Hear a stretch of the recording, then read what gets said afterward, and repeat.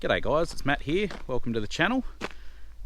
This video is going to be a little bit different. I think we might call this one a story time with Dad. Now, just with the fire harrowing that we were doing, there was quite a lot of interest in that, and I didn't actually go into too much detail explaining how it works, so I might just do that very quickly now. Basically, all the fire harrows are doing is, actually there's an old set of harrows here, just leaves. So these are just a typical leaf harrow, and you can see it's got the spikes down there, and so they're getting dragged along, picking up straw and stubble, and then once you light them up and they get really hot, it does take a little bit, you just got to go a little bit slower to begin with, and then they get really hot, and then basically they just keep catching the straw. That straw catches on fire and then goes out the back, and it just keeps doing that. So there's not any fuel or diesel or anything like that. It's just purely the straw burning, which is what keeps it going. But yeah, that sort of all brought back some memories of something that happened 11 years ago. And so I got Dad here, is going to go through a bit to begin with how we got this certain tractor, and then we'll go into what happened to it. So, you ready to exercise those memory muscles? We'll give it a crack. So we've got, this is part of it here, the old tractor. Now it was a New Holland 8970. And when did we get that one? Got that in 98.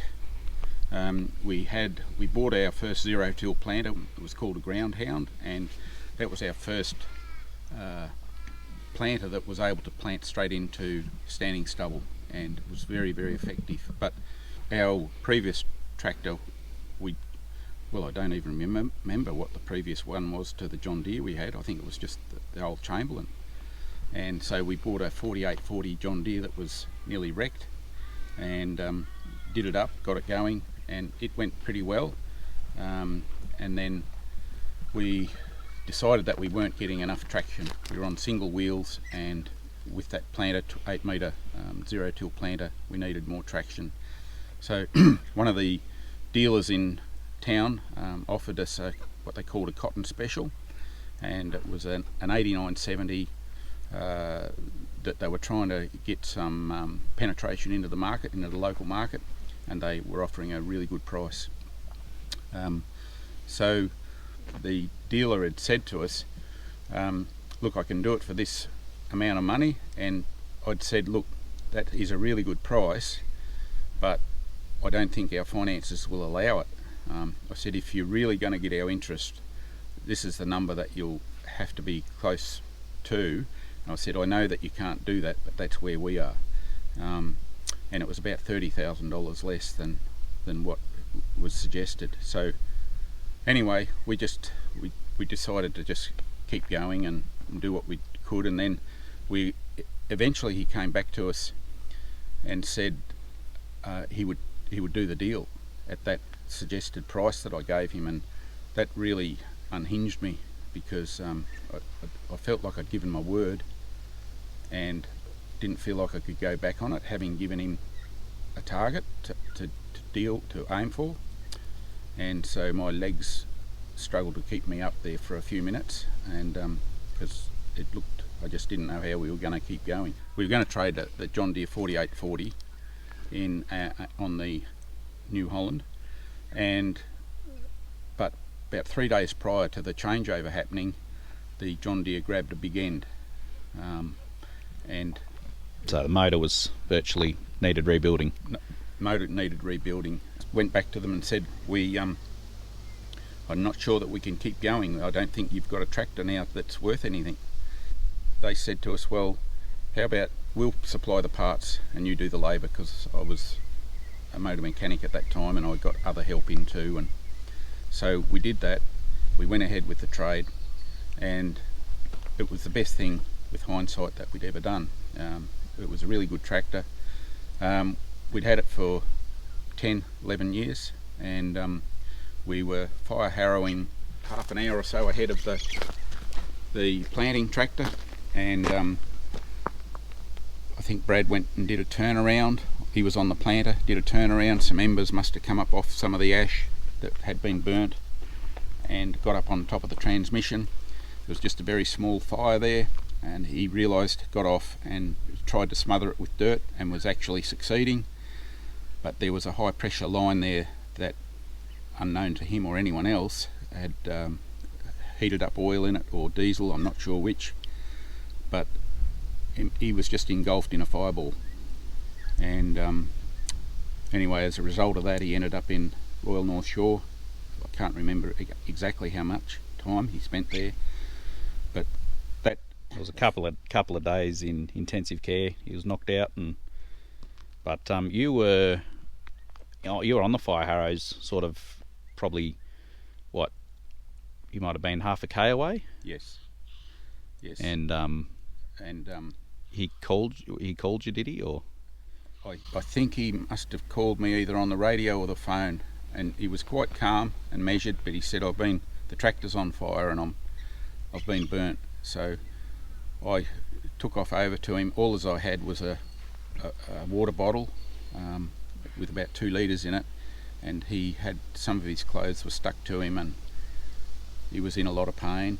I rang 000, and they did a really good job. We got an ambulance on the way, but they wanted to keep me talking, and I couldn't keep talking to them because I had to keep putting little amounts of cold water on Brad's burns to keep him out of as much agony.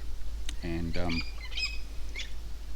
anyway, I had to hang up on them and just say, look, you've got to do what you've got to do, but I've got to do what I've got to do. My boy needs me here, and I can't talk and do this at the same time. So anyway, we got him. The ambulance met us on the road. My wife was on her way home from town. She came out the paddock, picked him up, and we went to town, met the ambulance halfway along, and they took over from there.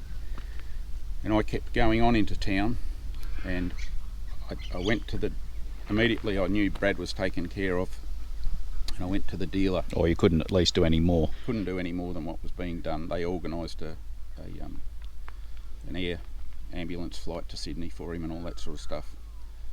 I went to the local dealer because 3 days previously he was trying to sell me this 280 Versatile, and I'd said to him, I was joking, I said the only way that I think we can afford to do that, or we would be able to do that, is if our other tractor burnt to the ground.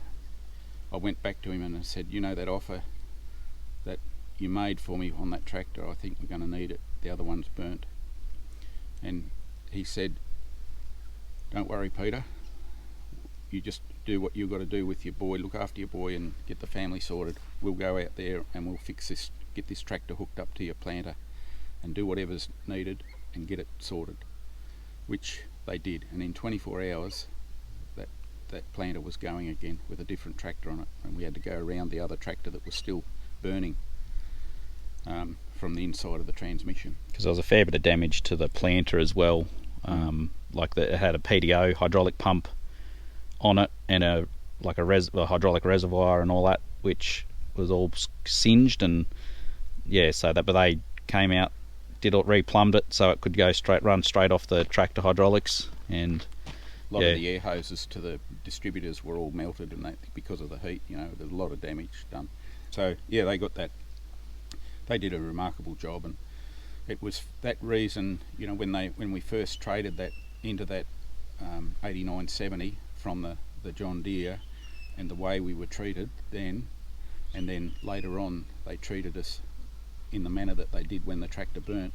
It's very difficult to not have a strong sense of loyalty for someone or a company that will do that for you, and so we've still got a very soft spot for our New Holland dealer for that reason.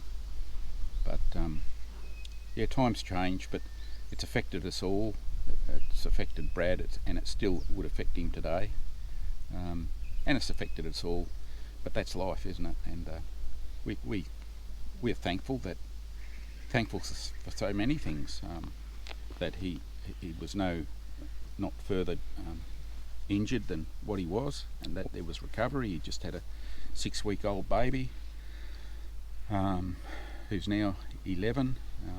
So it was just an interesting, difficult time. Here lieth the remains of.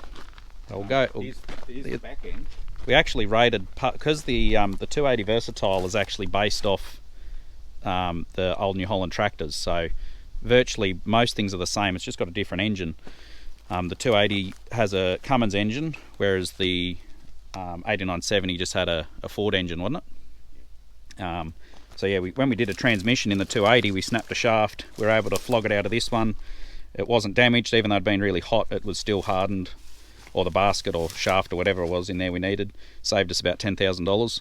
Basically what happens is with the 8970, they have a fuel tank under the cab, and there's a gap about, I don't know, it might be on that one, it might only be like that. And a lot of stuff gets caught up in there and sits up on the transmission here. And that's sort of where it started, the fire. With the 280, they've actually lifted the cab up like another 3 inches, so it's a lot more open under there. Stuff doesn't build up. So the lessons learnt from that is, one, every bit of equipment has fire extinguishers. The 8970 actually had a big water tank on the front we used for spraying, and we always kept a couple hundred litres in there to put out fires. But what had happened was Brad saw that the tractor was trailing fire, so he shut the tractor down. Didn't know whether it was being fueled by hydraulic pressure or oil pressure, whatever. But yeah, we did sort of have that capability there to put out fires, but I guess when the tractor gets shut off, you don't have that. It's always smart to have at least 1 or 2 fire extinguishers as well. And we'll have a quick look at the 280 if we've got time, just to show what we've done in response with that fire hose on it. So the other thing is when we're harrowing, we don't go. Well, it wasn't really close behind when it happened, but it only takes one little ember, and so we take a different approach to that now, probably too. So that's the cab and the front section of it. It's had too much rain, it's all grown over. Radiator in the front end and some wheels. It has actually dragged it up. Skull dragged it up on the wheels. Hence the dents in the rims. But so it's that's what happened to that one. Yeah, so we're just back here at the 280. So this is the tractor that replaced that burnt one. And you can see we've got a little fire extinguisher there. We do have the tank set up similar to the other one, what it was. It's got its own little Hypro pump under there, and we can change between using a 30-metre hand reel, or we've got a nozzle that's just fixed onto the front. So if we come across a stubble fire and there's only one person available, we can you can just use that up there and put the fire out. But yeah, it's very important to have just another fire extinguisher, because again, like we said before, once you turn the tractor off, or if there's an issue with the tractor, you can't access that water. So that's one of the lessons learnt. But yeah, you can see under here, there's a lot more gap under there. So there's hardly anything builds up. Whereas the other one, there was only like a 2-inch gap, if that, and it made it very difficult to clean out, and yeah, just full of straw.